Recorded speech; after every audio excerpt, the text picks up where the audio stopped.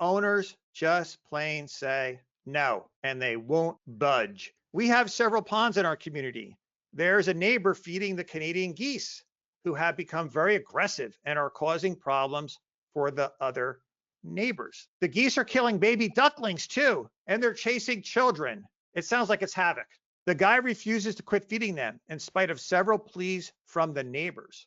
What can we do? Yes, I mean, I've had this come up before. People feel, feeding alligators, feeding wildlife. You have the ability to fine people for that prohibited conduct. You can do other things, take their amenities, privileges away. And if it comes to that, get an injunction, get a court order to where, you conceivably get law enforcement to step in. I agree with Sean. I think that some of the sort of remedies that he mentioned, just making sure those are in your governing documents. To me, it sounds like something an owner's doing to cause a nuisance.